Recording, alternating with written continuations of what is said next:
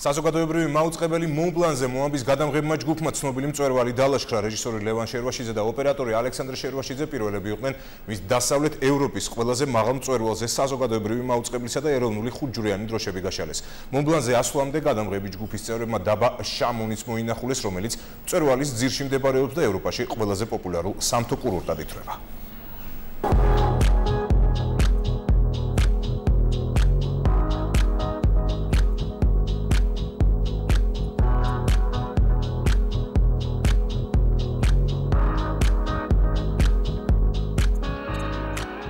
გამთენი ისას, როცა მთებზე ნისლიწვება შამონის სწორედ მაშინ იღვიძებს. ალპური სოფელი უძველესი ტრამვაითა და წყლის წისქვილებითაა ცნობილი, თუმცა ის რაც ტურისტებს იზიდავთ, ადრენალინის ექსტრიმსა და თავისუფლების ყველაზე უჩვეულო განცდას, მონბლანის დაპყრობას უკავშირდება. მონბლანის დალაშქრის სურვილით შამონს მთელი წლის განმავლობაში უამრავი ადამიანი სტუმრობს. ტურისტების რაოდენობაზე ადგილობრივი სამაშველო სამსახურის სტატისტიკაც მეტყველებს. ალპების ამ ნაწილში ყოველწლიურად 90-მდე ადამიანი იღუპება, თუმცა მწვერვალის დაპყრობის მსურველებს სტატისტიკა არაფერ ხებთ. შამონის ტურისტულ ცენტრთან ყოველდღიურად ლაშქრობის მსურველთა რიგი დგება. ორი კვირა რაც აქ ვარ, ძალიან კარგ დროს ვატარებთ. აქ საშუალება გვეძლება ყველა სახეობის სამთო სპორტით დავკავდეთ. ქართული მედიის ისტორიაში პირველად შამონს წელს მოამბის გადამღები ჯგუფი სტუმრობს. ოპერატორი ალექსანდრე შერვაშიძე და რეჟისორი ლევან შერვაშიძე საზოგადოებრივი მაუწყებლის სახელით მონბლანის დასალაშქრად ემზადებიან.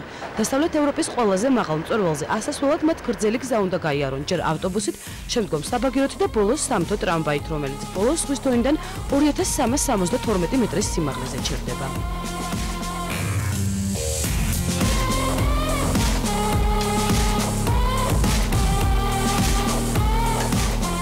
ამის შემდეგ გადამღები ჯგუფის სვლას ფეხით აგრძელებს. გზად მოამბის ჟურნალისტებს სხვადასხვა ქვეყნებიდან ჩამოსული ალპინისტები წვდებიან. პირველად ისინი 3167 მეტრის სიმაღლეზე ალპინისტურ ქოხში ისვენებენ, რომელიც წელიწადის ამ დროს ყოველთვის სავსეა. ალპინისტური ქოხი ღიაა 1 ივნისიდან 30 სექტემბრის ჩათვლით. ამ პერიოდის განმავლობაში ქოხს საშუალოდ 10000 ადამიანი სტუმრობს. გზის ყველაზე რთული ნაწილი სწორედ აქედან იწყება. ალპინისტები მწვერვალისკენ ვიწრო სერპანტინებით გრანდ კულუარის გავლით ადიან. გრანდ კულუარი ქვათაცვენის გამო მონბლანისკენ მიმავალი გზის ყველაზე სახიფათო მონაკვეთად ითვლება. მორიგი დაბრკოლების წარმატებით გადალახვის შემდეგ მწვერვალამდე უკვე მოკლე გზა რჩება. გზასთან ერთად მცირდება მანძილი ველურ ბუნებამდეც. მოამბის გადამღები ჯგუფი მიზანს აღწევს. პირველი ქართული ტელეკომპანია პირველად ისტორიაში 4810 მეტრის სიმაღლეზე ევროპის ყველაზე მაღალ მწვერვალზე ადის.